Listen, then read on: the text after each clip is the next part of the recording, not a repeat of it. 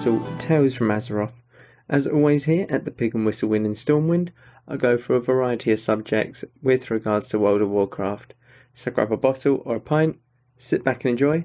Today's subject, I'm going to be going over something that's very much opinionated, and it is the most fun abilities in WoW. And this can be in terms of usage, how I find them in terms of just class-wise, how they fit into the class perfectly, maybe lore reasons, many different things make up an ability and make it fun to use and utilise and just have there as an ability. They might not be the abilities that you press all the time, but these are ones that have a certain meaning to you, and everyone will have a different one, but there's quite a lot that I find are really fun and engaging for me, and I enjoy quite a bit. But obviously we'll go over the weekly stuff for retail WoW. So the world boss for this week is Morgeth, as always, and Mortanis, so that is the Maldraxxus world boss. Collect your anima, collect your conduits, and get that done. The brawl for this week is Deep 6 versus 6 in a battleground setting for Temple of Kotmogu, Silvershard Mines, Seething Shore and Warsong. So it's 6v6. What you do in that battleground means a lot, so don't slack. Make sure that you show your team what you can do. The mythic affixes for this week are Spiteful, Necrotic, Tyrannical and Tormented. Spiteful, when mobs die, they summon a ad. Make sure that you just run away from the ad, it will die off eventually. Necrotic, this one's for the tanks out there. Make sure you're kiting, make sure you help your tanks out with kiting, because get too many of these stacks, your healer's going to start having a go at everyone for not helping the tank out. Tank's going to have a go at the healer for not healing them when they have an 80% healing reduction. Help out your tanks and healers this week. Tyrannical, the bosses are a lot tougher this week, so make sure that you are compensating for that instead of the mobs this week. And Tormented, you have the 4 more mobs that you can choose to kill or keep alive, depending on if you're feeling adventurous on the last boss or not. And the event for this week is Pet Battles, so you get extra XP for your pets when you do win a pet battle. And it is Hallow's End coming to WoW in this... Is it this coming week? No, it will be the start of next week, the 18th, and it is to November 1st. Obviously, with Hallow's End, it brings the Headless Horseman and a potential mount. It brings all of the Goldshire goods, such as putting the flames out on the inn in Goldshire and the blacksmith. So it's all good fun. Make sure you enjoy Hallow's End while it is around. It's only around for a couple of weeks, so it's one of my favourite holidays, I'm not going to lie. It's really good fun. But let's get into it. So obviously all of these abilities are going to be from different timelines within WoW. Some of them could be from the very start. Some of them, so they could have been introduced since vanilla World of Warcraft. Some of them are from the latest expansion, so we've got multiple different spells. Obviously we'll be going over when it was sort of put into the game, just a small bit about the ability, as most people might know them, as they are quite impactful abilities, I would say, and sort of why I like it myself. So Ice Block. Now Ice Block is such an iconic ability for me. So being a mage, or a mage main in classic TBC and a few other expansions here and there, Ice Block has been a staple point.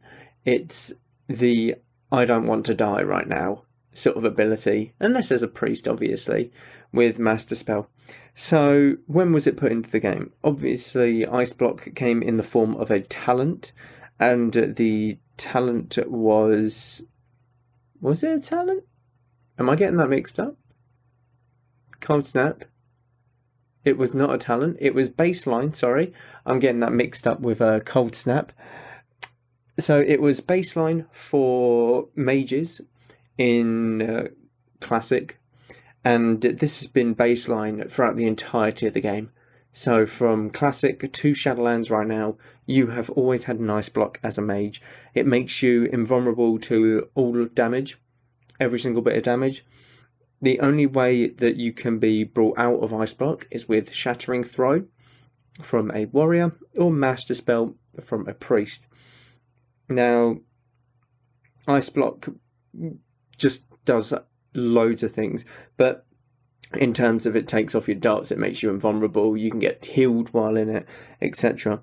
You could have 2 Ice Blocks with Cold Snap, and this was a talent that was in the Frost Mage tree, and what it did was reset the cooldown of Ice Block. So you'd Ice Block, Cold Snap, Ice Block again, and they changed it so that you'd have to wait a 30-second interval before you could Ice Block again, and you would get, so you'd Ice Block, you would get the debuff called Hypothermia, and this debuff would last 30 seconds and it would prevent you from Ice Blocking again.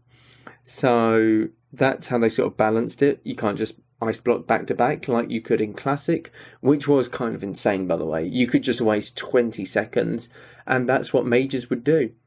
That's what mages would do in Battlegrounds. If you were ranking, Ice Block would be the greatest stalling mechanism that the game has ever had. You would stall for a little bit, say you're at Lumber Mill or something. You would stall, you would go into Ice Block for 10 seconds, they would start to cap the flag, and what you would do is before the 10 seconds are up, you would come out of Ice Block, hit them, the people capping the flag, and then go back into your Ice Block. So you'd have about 18 seconds of just, they can't even hit you, they can only try to capture the flag and stuff like that. And by that time, you should have had reinforcements. So mages were the ultimate stalling force in Classic, and it was great fun.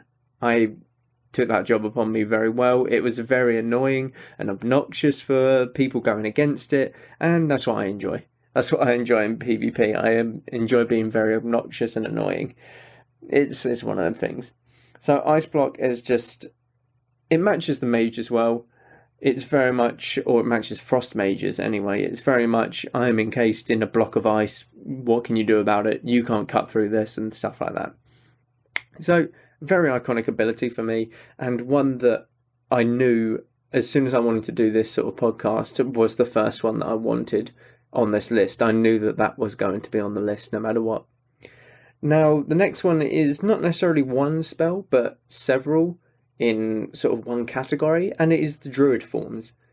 Now, Druid Forms have always held a special place in my heart, mainly because my first ever solo character was a Druid, and that is the Druid that I'm currently maining on Retail WoW. I have a Druid on Classic, so TBC Classic as well, that I have as an ult, and the Druid Forms are always something that really, I think that they nailed, because you have one for every sort of situation. You have one for every situation. So you obviously have Moonkin form as a caster, you have Bear form as a tank, Cat form as a feral or a melee DPS, Travel form for running faster, Aquatic form for swimming faster, and you have Tree for, healing. It's sort of, the tree represents life and that kind of thing. It's, all of the forms match what they do perfectly. And it's quite sad to see that tree form isn't necessarily a thing now in retail, but at least it is there in TBC and you get to utilise it, and it is a different play style to how the druids usually worked in Classic, because many tanks didn't necessarily want to be hotted up, hots being heals over time. They wanted just the healing touches, and you would kind of get sniped in that regard. So the hots in TBC are now wanted because there's no world bus and stuff like that, and this is what tree form excels at, and it really does pair well with this sort of life, and the tree is just perfect for restoration. Druids, everything matches everything in terms of the druid forms. You're very tanky. Who wants to fight a bear? Let's face it, no one. So bear is very tanky. Who really wants to fight a pissed off cat? Yeah, exactly, no one. A giant owl? Yeah, I don't think so. It's all very perfect. And travel form being a cheetah or a doe or a deer in retail cases It's very fast, very agile, can leap and stuff like that. So it makes sense, and it is very much, it's very fitting for what they do. And it's kind of the abilities that I love the most, because you're constantly changing. You're not seeing your player model 24/7 like every other class, or every other class. You are constantly changing. You can be a cat, you can be a cheetah, then you can go back into your normal form to heal and stuff like that. You're constantly seeing something different, and it's very much a nice change to have that. Now, Druid Forms were obviously introduced at the very start of the game. The only ones that weren't introduced was Tree Form, and this came in TBC. And yeah, like I said, I've covered everything else pretty much. I like it just because it fits the druidic class very well. Mirror Image is another mage spell. Now, this one was introduced in Wrath of the Lich King, which will be very soon, I hope. So it won't be this year coming, it'll be in the next year. Wait, it might be end of next year, or just entering 2023. I'm hoping Wrath of the Lich King comes out. I would imagine it's end of next year, though.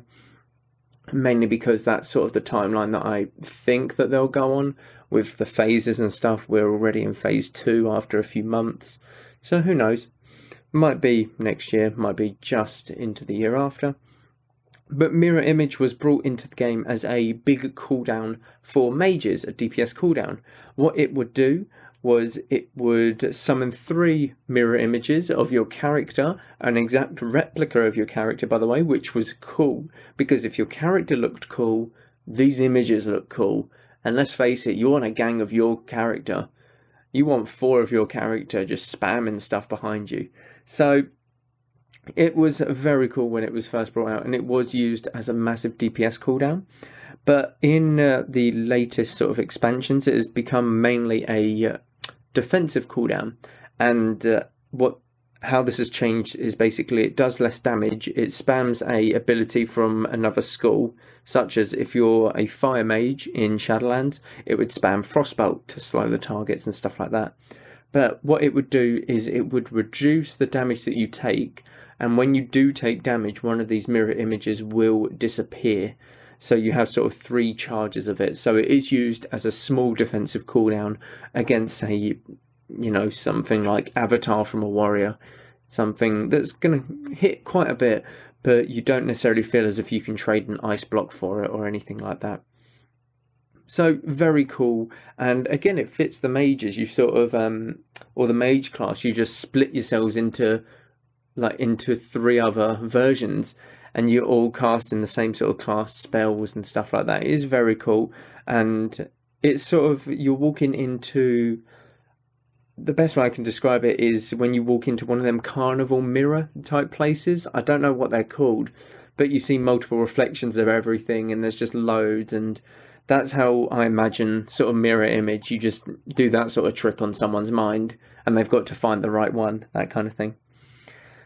Now, this one is very recent, but it holds a really special place in my WoW heart. It's Convoke the Spirits. I went through Shadowlands leveling, and I saw this ability, and I knew I wanted it. This ability is absolutely insane. So it was obviously put into the game during Shadowlands. It is the Night Fae Covenant that you get it from. And what Convoke the Spirits does is it casts 16 spells in 4 seconds. So 4 spells a second. So 0.25 seconds per spell. And you can get a legendary where you cast 12 spells in 2 seconds, which is even better, by the way, if you're doing like PvP. And it makes it 1 minute cooldown.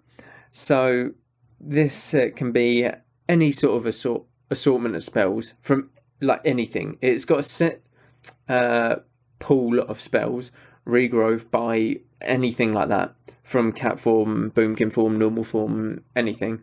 But whatever form that you're in is what it would generally prioritize as a ability. So if you're in cat form, it would generally prioritize cat abilities. That is if you're in range at the target. If you're in moonkin form, it would generally prioritize damaging spells from Moonkin. So Moonfire, Star Surge, Wrath, that kind of thing. If you're not in any form, it will prioritise healing and stuff like that. And it's fun to see so much going on in one spell that it makes it really enjoyable, because you don't know what's going to come out of this spell. You could kill someone in 1 second from 100 HP and through like 20 shields. Or you could do nothing and heal them, or heal yourself, you know. I'm trying to joke about that. You could just heal yourself for about 100k just randomly, even if you're full HP. It's one of them things. You don't know what's going to happen with this spell, and that's what makes it so amazing, because it's so random. It's completely different every time. You can just chunk someone to death with ferocious bites in 0.5 seconds. 2 ferocious bites, they're dead. That's it. You've got 1.5 seconds left of the spell just being channeled, doing nothing. And that's what makes it so good. And it's amazing. I don't know, because you've got so many forms for Druid. Convoke the Spirits is everything into this one spell. It is every form into this one spell. You got the healing, you got the cat damage, you've got the Moonkin damage, you've got absolutely everything that is piled into this one spell, and it can be all spammed out of the 12 or 16 spells that you pick. Well, not pick, it chooses for you.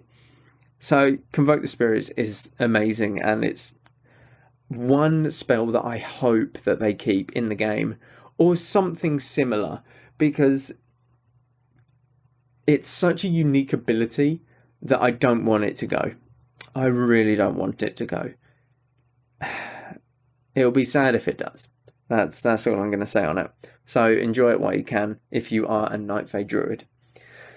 Divine Toll is another Covenant ability that has been put into the game during Shadowlands, and this shares some similarities with Convoke the Spirits, but it is a Paladin Kyrian ability, and what it does is it casts Judgment on your primary target and other targets that are within a certain range of it, and you can get a certain conduit that allows it to trigger additional times. And this can allow for, honestly, a one-shot. So it would trigger, so you'd use Divine Toll on a target, and this conduit would trigger. So you can possibly get 3 crits out of this. So you'd crit them for 10k, 10k, and another 10k, and you'd hit them for like a final verdict, and they're probably dead, to be honest, if you've got Wrath up and stuff like that, other people dealing DPS. It's an insane ability, and if you use it from very far away, it looks really cool, because you see these bolts, these like judgment bolts flying out towards the target. Obviously, it's quite rare that you would use it from far away. It's sort of if you need that tiny bit of extra damage, you can just lob it in. You'd generally be using it very close so you can follow up the damage. But the way that it looks, if you are to use this and to get the conduit to trigger, it looks amazing, and it's great fun to press, I'm not going to lie. You can really feel when someone's pressed this ability on you as well, and it sort of sends a sort of urgency within you if you're playing PvP. It's like, oh shit, he's hitting me hard. I've got to do something about this. So Divine Toll is one that is very fun, and it very much gives you a rush of blood if you're in PvP, either if you're going against it or you're the one playing with it. PI. PI stands for Power Infusion, and Power Infusion is great fun if you're a caster, which I am most of the time. Now, Power Infusion has been through so many different iterations in its time, it's going to take quite a while just to go through them all. But mainly it's been used for spellcasters. Mainly. There was a time when I think it just gave haste, so you could potentially use it on a melee, but I think that was around Kata or Pandaria, somewhere around there. It wasn't necessarily in its best place in them sort of expansions. But early on in WoW's history and in Shadowlands, it has been used very well. It was out of the game, I think, around WoD Legion BFA, but it has come back in Shadowlands. And what it does is sort of what it kind of does, the latest iteration anyway, is it gives you spell power and haste on your spells, pretty much. So this is a big cooldown that the priest can utilize on either a fellow teammate or themselves. And if they use it on themselves, they're being greedy, and I don't think that that's allowed. I don't think they're allowed to use their ability on themselves. I think it should be reserved for me, but that's my personal take on it. If they use it on themselves, they're doing it for healing purposes, so that they can pump out more heals quicker and stuff like that. And even DPS priests, Shadow priests and stuff, they can utilize it very well. But it's an ability that isn't necessarily one that I've used as, I don't main priest. It's one that I get given by the priest. And when I see my character, have this swirly light around my feet and going up my character, I know that I've been PI'd, and I know that I can pump some damage, so I'm pressing every button that I can to do more damage. I don't care if I pull aggro, I don't care if I die. It's on the tank, that's on the tank's fault. This is on the healer's fault for giving me PI in the first place. It's great, it's an amazing ability. You feel powerful when you get given the spell, as you can see it around your character, and it's sort of swirling around your character. And that's what makes it fun for me, because it's an ability that I don't necessarily, or I haven't used, because I think I've only ever mained priest in one expansion, and that was Miss Pandaria. So it's not an ability that I've used a lot, but it's an ability that I've gained a lot and made use of a lot. So it's one of them fun ones that I definitely like to see every now and again. Another fun ability, this can go with PI to be honest, is Heroism, or Bloodlust if you're Horde and play TBC. So it was put into the game in TBC, and it's been through very small iterations. Basically, Heroism is Bloodlust and Heroism put together. They just basically called it all the same. It's nothing new. But what it does is a massive cooldown. It gives you an exhaustion for 10 minutes, and for 40 seconds you get 30% attack speed and casting speed and stuff like that. Everything is 30% faster, and you pair this with all of your cooldowns to go for a massive burst of damage in, say, a raiding environment or a mythic environment, anything like that. And you can put out some insane damage when you use this and you pop every cooldown. I remember, if you use Heroism with, say, a Venthyr Druid, and they pop theirs, they're getting more haste, they get more damage, they absolutely pump damage if they're a Venthyr Boomkin, and it's just a great fun ability, because it's, again, not one that I use and have used in the past, it's one that I've gained. And the ones that I gain, I'm noticing now that they are ones that give me power. Very strange that, isn't it? But Heroism is a great one because you can really pump out a lot of damage. I love to see loads of numbers. I love to see my DPS skyrocketing. I absolutely love it all. So Heroism ticks the boxes for me. It's just your character gets angry and it's okay, I've had enough of this. Let's kill this, boss. Let's kill this raid boss, whatever. Or you can pop Heroism in open world PvP and just absolutely blast someone, which again, that would be quite funny to do, not gonna lie, thinking about it. That'd be quite funny. Combust. Loads of people hate Combust. Loads of people like it. There's been different iterations of it. It's been in the game since Classic. And what Combust was in Classic up until, I think, Wrath. Might need to check that one. But around Wrath or Cataclysm, it was changed. The first iteration of it was you would constantly gain 10% increased critical strike chance for every fire spell that you didn't crit. And this is up to a maximum of 3 crits. So you would pop Combustion, and you wouldn't crit for 3 spells. So it already has 1 stack. It starts off at 1 stack. So you'd have 3 extra stacks. So it would be 4 stacks of Combust. And you would have a 40% chance increase on your next fire spell. And this can go up This can go up to 90%, believe it or not. It's absolutely ludicrous. And if you get that unlucky, it can be ludicrous. But yeah, it basically guarantees 3 crits eventually, and you can really stack it up with other mages in Classic and stuff like that. And if you're looking to pump DPS in, say, a boss that gives you more damage, so I'm thinking stuff like Netherspite. If you tank the blue portal, you get a damage increase for your spells, so your crits are going to be, critting for a lot more, and you can almost guarantee yourself 3 crits with Combustion, that kind of thing. But in the latest iterations of Combustion, it is a spell where you'd pop it, and you would just have a 100% crit chance on all of your fire spells. But what does make this spell special for me is the visual effect in the later iterations of it. Because you are a ball of fire. You are a literal ball of fire.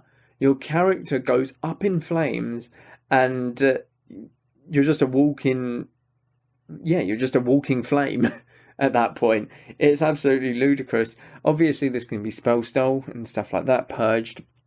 But to be a giant flaming ball, I believe it was in Legion that this was brought in, this sort of iteration of Combust.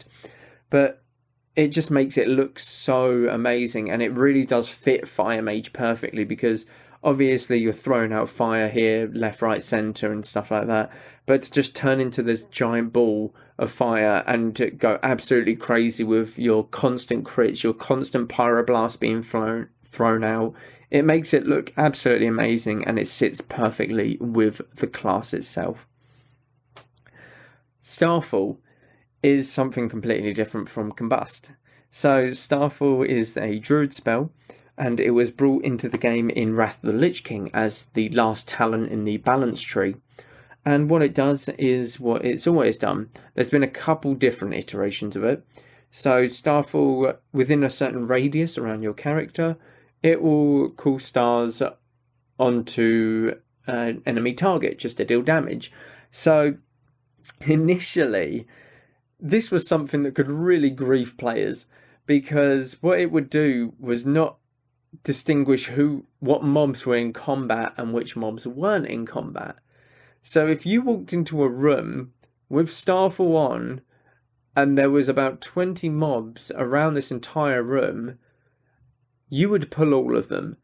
It wouldn't hesitate to just go, oh, you clearly wanted to pull all of these mobs. Here, let me gather them for you. So it was a good fun one. But they've sort of, towards the later stages and later expansions, they've given it so that it prioritizes targets that are in combat, obviously, because of the arse pulls that happened with this ability. And you've got a ring around around your character to see what radius it has. But there was one expansion where you would place the Starfall. So it would be something like a priest's dome, or say a Death Knight's anti-magic zone, or anything like that. It's a targeted location that you put it at. And that was a bit weird. It didn't feel right to me, in all honesty. It felt like I needed Starfall to follow me, even if I did ask for about 200 mobs and going through. But that's all the fun of it, isn't it? Starfall was great because it fitted Boomkin, and it fitted the whole astral vibe that druids had when going balance. It was just amazing. I really love the spell. I love it in retail still, mainly because it's non-capped AoE, and it's just nice to see. It's a visually appealing spell to see happen. So Starfall definitely does get one of my or does get into my most fun abilities. Now, Dragon's Breath is another one. Dragon's Breath is my last one, probably. Again, another mage spell. I've noticed that all of the fun abilities have been spells. Wait, that's a ridiculous remark to say every single spell in WoW is a spell. They're all caster based, I'm pretty sure. None of them are actually melee. I guess Divine Toll is for a rep paladin, but it can also be used for holy and stuff. But yeah, I think they're all melee. They're all caster, sorry. So Dragon's Breath. Again, this one fits with the aesthetic of a fire mage. It was put into the game during TBC. It's the last talent for fire mages, and it works pretty much the same as it does now. It disorientates the target and does a little bit of damage to them. So it's not changed at all, I don't think, since its introduction in TBC. But it just fits fire so well because you're breathing fire onto this person. You've got to be within sort of melee distance of them, and you're breathing fire into them. Obviously, they're going to be a bit disorientated, blown back and stuff like that. And just the visual of the dragon head, like breathing fire at them, like from your character visually doing that and creating that sort of power makes it really sort of worthwhile. And that is what draws me to the ability more than anything, because I do a lot of PvP. Frost is generally the better PvP spec, but everything that Frost does aesthetically and just the way that it looks and stuff like that doesn't really capture me. Whereas Fire, it's very much in your face. It's very much you see what is happening. Everything is going crazy and stuff like that. It matches what Fire is. It is an absolute crazy sort of thing. You can't control it. So aesthetically, Dragon's Breath works so well with a Fire Mage that it just has to go in the most fun abilities that I've enjoyed throughout my time in WoW. All of these abilities, again, are kind of similar in terms of they are caster abilities, but they all have their own unique properties in as to why I enjoy them, and I'm sure many people enjoy them as well. I'm guessing I'm not the only one who likes Convoke the Spirits. Some people might hate it. I might like Ice Block. Some people might hate it as well. Druid Forms, I absolutely adore them. Some people hate them. Some people hate switching forms and stuff like that. They just want to see their character that they've made. And I just don't get it. But again, this is my own opinion, so take it as you will. But Dragon's Breath has got to be on there just for the aesthetic and the way that it fits into Fire Mage so perfectly. Hi there, Warcraft fans. It's just me again. Wanted to thank you for your time in listening to this week's podcast. I love making these for you all, and I couldn't be happier in doing so. Seeing the downloads go up and up each week is amazing. You can show your support more by something as simple as rating this episode, or by dropping me a question via email that I can answer in a later podcast. To take it that extra step further and really show that you love the content that's being produced, you can check out the Pig and Whistle Patreon and Buy Me a Coffee page. Either of these would be a massive help to continue what I'm doing right now for you guys. Thank you all very much for your time, and go with Valor, friend.